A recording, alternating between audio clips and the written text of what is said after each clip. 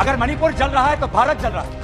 अगर मणिपुर में आग लगी है तो भारत में आग लगी है। अगर मणिपुर विभाजित हुआ है तो भारत विभाजित हुआ है। क्या क्या हथियार लूट के ले गए हैं। दोस्तों फिर से आ चुके हैं एक और नई वीडियो लेकर। आज की वीडियो में देखने वाले हैं भरे सदन में इस सांसद ने अमित शाह और पीएम मोदी को लेकर ऐसा क्या बोल दिया जिसे सुन मचा हड़कंप। इस सांसद ने मणिपुर को लेकर भरे सदन में कही बहुत बड़ी बात। इस सांसद ने भरे सदन में पीएम मोदी को फुल एक्सपोज कर दिया। चलिए देखते हैं video. Original video link description में। चलिए अब वीडियो शुरू करते हैं। पसंद करते हैं और यह पहली बार नहीं हुआ है।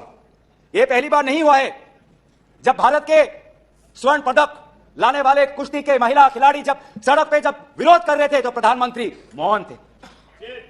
जब 750 किसान आंदोलन पे उनकी जीवन गई, बलिदान दिया, शहीद हुए तो प्रधानमंत्री मौन थे। जब 2020 में दिल्ली में रायट्स हुए, दंगे हुए, पर विदेश के एक सरकार के नेता वीडियो को पूरा जरूर देखें, वीडियो आगे शेयर भी करें। जब अडानी पर इसी सदन में राहुल गांधी जी ने प्रधानमंत्री मोदी जी से सवाल किया कि कितने बार अडानी जी एक विशेष कंपनी को प्रधानमंत्री के साथ जाने पर उनको सुविधा हुआ तो प्रधानमंत्री मोदी जी मौन थे। प्रधानमंत्री मोदी जी मौन रहे। जब पूर्व एक राज्यपाल ने कहा कि हमने सुरक्षा मांगी थी हमारे पुलवामा के जवानों के लिए लेकिन हमको कोई सुरक्षा नहीं मिली, जब ऐसा गंभीर बात एक पूर्व राज्यपाल, आपकी जुड़ी हुई राज्यपाल ने रखा तो प्रधानमंत्री मोदी जी मौन रहे। जब कोविड में सेकेंड वेव में लोग के सांसों में, फाफड़ों में ऑक्सीजन नहीं था तब प्रधानमंत्री पश्चिम बंगाल में वोट मांग रहे थे। जब मणिपुर में महिलाओं पर अत्याचार हो रहा था तो प्रधानमंत्री जी कर्नाटक में वोट मांग रहे थे। यह कैसा राष्ट्रवाद है? यह कैसा राष्ट्रवाद है जो देश से ऊपर अपने सत्ता को ज्यादा महत्व देता है।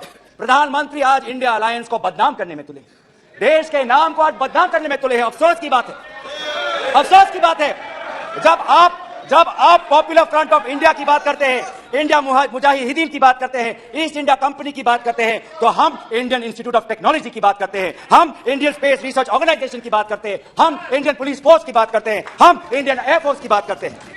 आज नफरत एक हथियार बन चुका है। नफरत एक हथियार बन चुका है वोट जीतने के लिए। वो चाहे मणिपुर में हो, वो चाहे हरियाणा में हो, वो चाहे कर्नाटक में हो, वो चाहे मध्य प्रदेश में हो। आप जितना भी नफरत फैलाएं, हमने राहुल जी के नेतृत्व में भारत जोड़ो यात्रा किया है। आपके नफरत के बाजार में हम जगह जगह पे मोहब्बत का दुकान खोलेंगे। आप पूंजीपतियों का विकास चाहते हैं, सबका विकास कहते हैं, लेकिन करते हैं पूंजीपतियों का विकास, और वो भी सिर्फ 6 पूंजीपतियों का। आप गरीबों की बात करते हैं, आपने गरीबों के साथ विश्वासघात किया है। आज टमाटर 2050 kg में, पेट्रोल 102 लीटर का, एलपीजी 1200 रुपए सिलेंडर का, मिल्क आज दूध के दाम पे। आपको इकोनॉमी की बात करते हैं, लार्जेस्ट फास्टेस्ट ग्रोइंग इकोनॉमी की बात करते हैं। जाइए ये भाषा उस आजाद मंडी के उस आदमी के सामने वो रखिए जिसके आंसू आज पूरे देश ने देखा है, जो कहता है रो रो के कि मेरे पास पैसा नहीं है। ये जीडीपी और फास्टेस्ट ग्रोइंग इकोनॉमी की बातें उनको समझाइएगा। आजादपुर मंडी में राहुल जी गए, आप किसान की बात करते हैं। आपके डेटा में आज आपको मिला है कि लगभग 10,000 किसानों ने आत्महत्या कर दी है, जिसमें से किसान है, श्रमिक है, कल्टीवेटर्स है। यह है पार्लियामेंट में आज उत्तर आता है कि एमजीएनरेगा में 5 करोड़ लोगों को आज एमजीएनरेगा से बाहर कर दिया है। यह आपका विकास है। जब आपने पूछा कि इस अविश्वास प्रस्ताव के समर्थन में कौन कौन खड़ा है, तो मैं इस मंच से हमारे सारे इंडिया अलायंस दलों के सांसदों को मैं धन्यवाद और आभार प्रकट करता हूं। सर, ये अविश्वास प्रस्ताव हमारी मजबूरी है। यह हमारी मजबूरी है कि हम अविश्वास प्रस्ताव हमें लाना पड़ा, क्योंकि यह बात कभी भी संख्या की नहीं थी। ये बात हमेशा इंसाफ की थी, मणिपुर के इंसाफ के लिए। प्रस्ताव रख दो आप। सर, प्रस्ताव मैंने आपकी अनुमति मांगा, मैं प्रस्ताव आगे करता हूं। मैं शुरुआत में उनकी अनुमति मांगी। सर अध्यक्ष महोदय, यह अविश्वास प्रस्ताव मणिपुर के लिए हम लाए हैं, इंडिया अलायंस, क्योंकि मणिपुर आज इंसाफ मांगता है। मणिपुर का युवा इंसाफ मांगता है, मणिपुर की बेटी इंसाफ मांगती है, मणिपुर के किसान इंसाफ मांगते हैं, मणिपुर के छात्र इंसाफ मांगते हैं। और मार्टिन लूथर किंग ने कहा है कि अगर कहीं भी नाइंसाफी हो तो वो हर जगह के लिए इंसाफ का खतरा बन सकता है। Injustice anywhere is a threat to justice everywhere. तो ये जो घटनाएं मणिपुर में हो रही है, इसको ये हम ना समझे कि उत्तर पूर्वांचल के किसी कोने में हो रहा है, ये भारत में हो रहा है। सर, अगर मणिपुर जल रहा है तो भारत जल रहा है। अगर मणिपुर में आग लगी है तो भारत में आग लगी है। अगर मणिपुर विभाजित हुआ है तो भारत विभाजित हुआ है। तो आज हम सिर्फ मणिपुर की बात नहीं कर रहे, हम भारत की बात कर रहे हैं। सर, हमारी मांग स्पष्ट थी कि देश के मुखिया होने के नाते प्रधानमंत्री सदन में आए, अपनी बात रखे, अपनी संवेदना प्रकट करे और उस पर सारे पार्टी समर्थन दे और मणिपुर को एक संदेश जाए कि इस दुख की घड़ी में पूरा सदन मणिपुर के साथ है, हम मणिपुर में शांति चाहते हैं। यह हमारी अपेक्षा थी, यह हमारी अपेक्षा थी। लेकिन अफसोस की बात है कि ऐसा नहीं हुआ। प्रधानमंत्री महोदय ने एक मौन व्रत लिया कि सदन में ना लोकसभा में कुछ बोलेंगे ना राज्यसभा में कुछ बोलेंगे, और इसीलिए अध्यक्ष महोदय यह नौबत आनी पड़ी कि हम अविश्वास प्रस्ताव के द्वारा प्रधानमंत्री मोदी जी का मौन व्रत हम तोड़ना चाहते हैं। सर, साफ साफ 3 सवाल है प्रधानमंत्री महोदय से। सवाल पहला कि आज तक वो मणिपुर क्यों नहीं गए? राहुल जी गए, इंडिया अलायंस के डिफेंस पार्टीज गए, गृह मंत्री जी गए, एमओएस होम गए, पर देश के मुखिया होने के नाते प्रधानमंत्री मोदी जी क्यों नहीं गए? यह है सवाल पहला। सवाल दूसरा कि लगभग 80 दिन क्यों लगे प्रधानमंत्री मोदी जी को मणिपुर पे कुछ बोलने के लिए, और जब बोले तो सिर्फ 30 सेकंड के लिए बोले, और उसके पश्चात आज तक भी प्रधानमंत्री मोदी जी की तरफ से ना कोई संवेदना का शब्द, ना कोई शांति की याचना। मंत्री मंडल बोल रहे हैं कि हम बोलेंगे, हम बोलेंगे।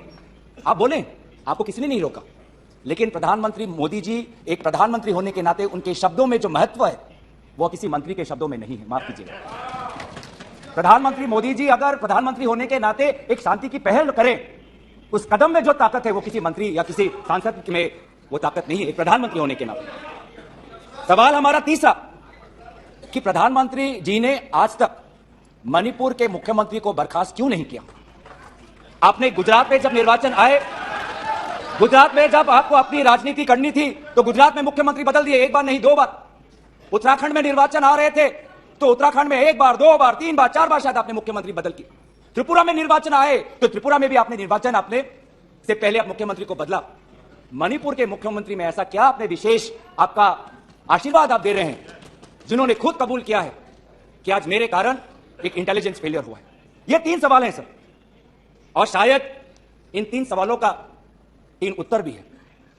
प्रधानमंत्री मोदी जी मणिपुर पर क्यों मौन है, शायद उस प्रश्न का उत्तर भी 3 है। पहला उत्तर कि प्रधानमंत्री मोदी जी को कबूल करना पड़ेगा कि उनकी डबल इंजन की सरकार, उनकी सरकार मणिपुर में व्यर्थ हो गई है, विफल हो चुकी है। इसीलिए आज मणिपुर में 150 लोग मरे, लगभग 5000 घर जलाए गए, लगभग 60,000 लोगों आज शिविर में हैं, लगभग 6500 एफआईआर है, और मुख्यमंत्री, प्रदेश के मुख्यमंत्री होने के नाते जो एक संवाद का वातावरण बनाना चाहिए था, जो एक शांति, अमन और सद्भावना का एक वातावरण जो बनाना चाहिए था, आज उन्होंने सिर्फ मई महीने से नहीं, पिछले 2-3 सालों से ऐसे कुछ भड़काऊ उन्होंने कदम लिए हैं जो आज समाज के बीच में तनाव पैदा हो गया है। हमने पहले कभी भी नहीं देखा कि आज समाज का एक वर्ग दूसरे के प्रति बदले की भाषा का प्रयोग कर रहा है। हमने कभी भी नहीं देखा कि एक प्रदेश में एक ऐसी लकीर खींच दी गई है कि पहाड़ पे एक वर्ग के लोग रहते हैं और वैली में एक वर्ग के लोग रहते हैं। अफसोस की बात है सर कि जो सरकार एक इंडिया की बात करती है, आज उन्होंने 2 मणिपुर आपने बना दिए हैं। आपके राजनीति से 2 मणिपुर आज बन गए। मैं मणिपुर के मुख्यमंत्री को इस सदन से पूर्व प्रधानमंत्री वाजपेयी जी की राजधर्मों को याद करने के लिए सलाह दूंगा, जिन्होंने कहा कि राजा के लिए, शासक के लिए प्रजा में भेद नहीं हो सकता, ना जन्म के आधार पर, ना जाति के आधार पर, ना समुदाय के आधार पर। सर, आज इस माहौल में अगर सबसे ज्यादा पीड़ा किसी को झेलना पड़ा है तो महिलाओं और बच्चों को। हमने देखे हैं वो वायरल वीडियो में, उनका मैं उल्लेख नहीं करना चाहूंगा, उससे सबको पीड़ा हुआ। पर ऐसे मुख्यमंत्री जी ने स्वयं कहे कि ऐसे 100 एफआईआर हैं। हम भी गए हैं सर, इंडिया डेलीगेशन, हमारे संसदीय दल, उस परिवार से हम मिलकर आए हैं जिसमें 2 महिलाओं के साथ इतना बुरा व्यवहार हुआ, अत्याचार हुआ। हमने ऐसे भी एक परिवार से मिले जिसमें एक 80 साल की महिला जो एक स्वतंत्रता संग्रामी की पत्नी थी, उसको घर के अंदर बंद करके जिंदा जला दिया। जो 2 महिला जिसको लेकर आज सुप्रीम कोर्ट तक ये बात गई है, उसमें से एक महिला का पति कारगिल में हमारे देश के लिए हमारी सीमा को सुरक्षा कर रहा था।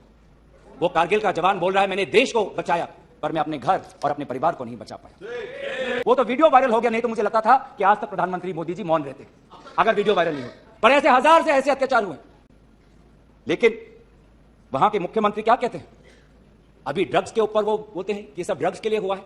कि मणिपुर के मुख्यमंत्री की कार्यालय से जब एक ड्रग माफिया के बड़े नेता को वहां की पुलिस ने पकड़ा तो मुख्यमंत्री के दफ्तर से फोन गया कि उस ड्रग के माफिया को बचाओ, रिहा करो।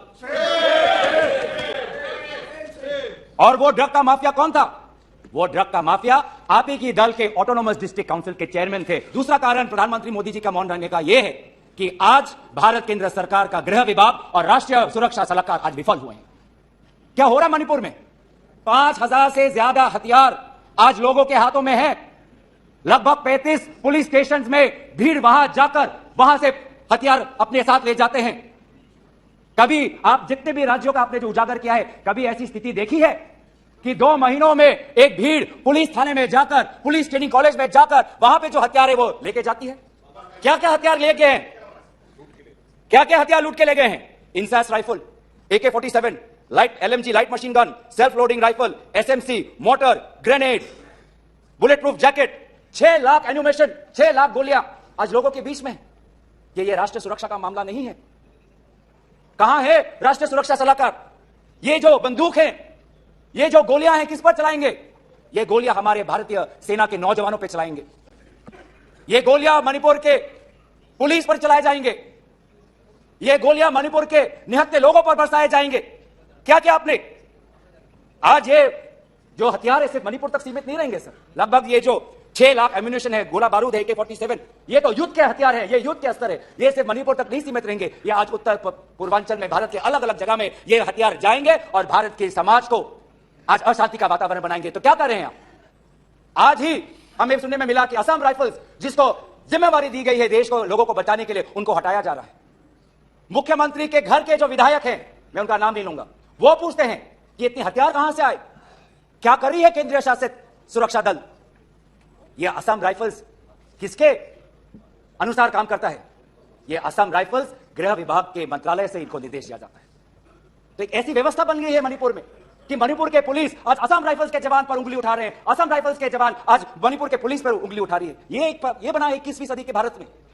एक suspended insurgency group UKLF, united Kuki liberation front का chairman SS Haokip legal बयान में, एफिडेविट में यह बात कहता है कि भाजपा ने 2017 और 2019 के निर्वाचन में एक उग्रपंथी संगठन का उन्होंने सहयोग लिया। एक लीगल एफिडेविट में यह बात कहता है। यह है इनका राष्ट्रवाद, यह है इनका राष्ट्रवाद, जो राष्ट्रवाद देश की अखंडता को आज सत्य के दांव पे आज भूल चुका है। यह राष्ट्रवाद है कि जो आज देश की अखंडता के साथ खिलवाड़ कर रहा है। पहली बार हम ये देख रहे हैं कि 2 उत्तर पूर्वांचल के राज्य असम और मिजोरम के पुलिस अफसर एक दूसरे गोली चला रहे। यह आपकी राष्ट्रीय सुरक्षा की नीति है। जो तीसरा कारण मैं आना चाहता हूं, जिसके कारण प्रधानमंत्री मोदी जी मौन है। पहला, उनकी राज्य सरकार विफल थी। दूसरा, उनका गृह विभाग और राष्ट्रीय सुरक्षा सलाहकार विफल रहे। और तीसरा, प्रधानमंत्री मोदी जी के मौन रहने का कि वो अपनी भूल कबूल करना नहीं चाहते। चलिए वीडियो यहीं पर ख़त्म करते हैं। अगर आप भी ऐसी वीडियो देखना पसंद करते हैं तो हमारे चैनल को जरूर सब्सक्राइब करें, वीडियो लाइक करें, वीडियो को ज़्यादा से ज़्यादा शेयर करें। थैंक्स फॉर वॉचिंग और अपनी राय कमेंट में ज़रूर दें।